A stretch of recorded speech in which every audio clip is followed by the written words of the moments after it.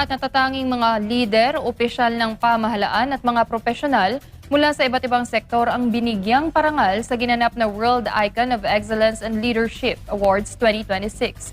Kasabay nito, opisyal na ring inilunsad ang Legacy Crown Clubs International na naglalayong magtaguyod ng tapat na pamumuno at serbisyo sa komunidad. Narito ang buong ulat ni Val de Vinagracia.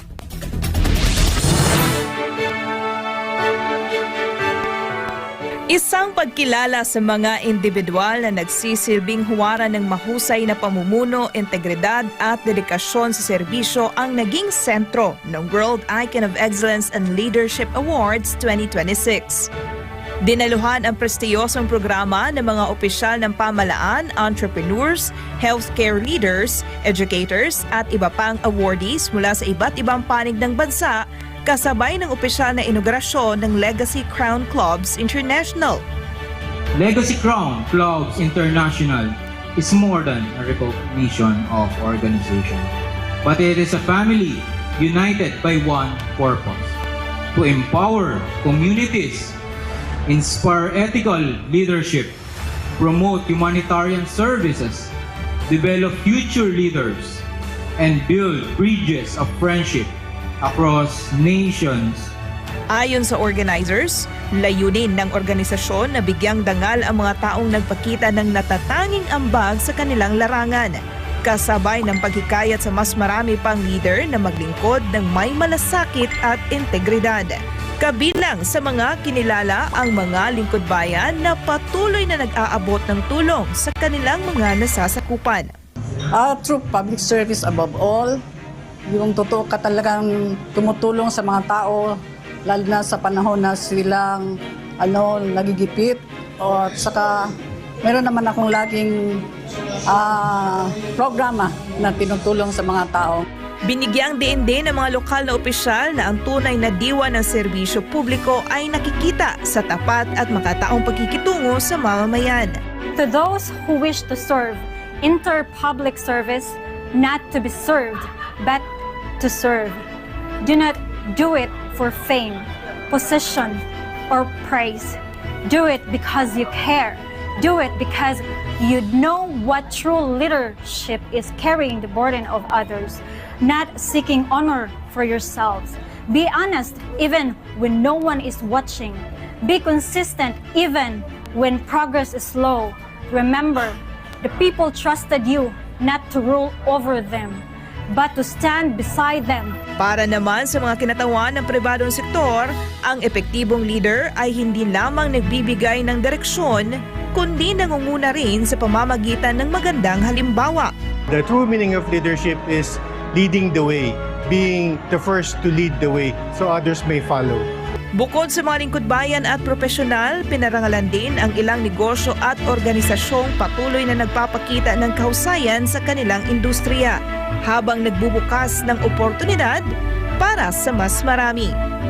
So meaning yung excellent na ginawa namin sa PSS, very much proud kami na nandito kami ngayon sa World Icon and nagiging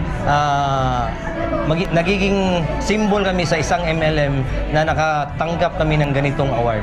So again, thank you sa World Icon and being ang excellence. Maganda ang loob namin na tinatanggap namin yung excellency for PSS company. Kasabay nito, nag-iwan din sila ng mensahe sa mga kabataang Pilipino na patuloy na mangarap at magsikap para sa kanilang kinabukasan.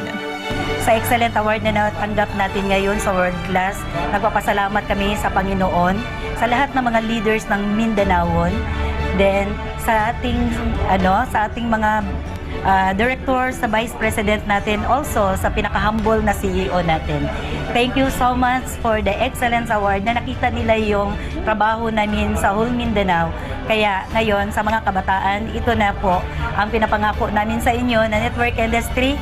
Ibinahagi naman ng mga representative mula sa healthcare sector na ang mabuting pamumuno ay nagsisimula sa pagkilos at masigasig na pagtutulungan sa loob ng organisasyon. So when you are a leader, don't shout for very authoritative way of leadership, but according kanina, It is more of action. And when there is action, we should be working with our staff, or we should be working with our own manggagawa. So there will be a team working all together for the success of the organization. Nagbigay rin ng inspirasyon ng mga kabataang kinilala sa programa kung saan binigyang diin nila ang kahalagahan ng pagpapakumbaba bilang pundasyon ng magandang pakikitungo sa kapwa. For me po, dapat po, lang po sila, maging humble lang po sila lagi para po yung mga tao sa paligid nila, mas matututunan po silang pakasamahan. Higit pa sa isang gabi ng parangal, layunin ng World Icon of Excellence and Leadership Awards na magsilbing silab ng inspirasyon upang ipagpatuloy ng bawat isa ang paggawa ng mabuti at positibong ambag sa lipunan. Every rejection can become a lesson. Every criticism can become a motivation. And every obstacle can become an opportunity for growth. Through leadership, do not seek revenge. Through leadership, they respond with excellence. They answer with integrity, and they lead with compassion.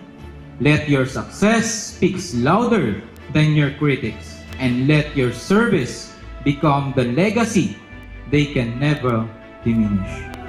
Sa pagwawakas ng okasyon, umaasa ang mga tagapag-organisa na ang pagkilalang ito ay magsisilbing hamon at inspirasyon sa mas marami pang Pilipino na gamitin ang kanilang angking kakayahan para sa ikauunlad ng komunidad at ng susunod na henerasyon. Para sa Diyos at sa Pilipinas kong mahal, ako si Val Divina Gracia, SMNI News.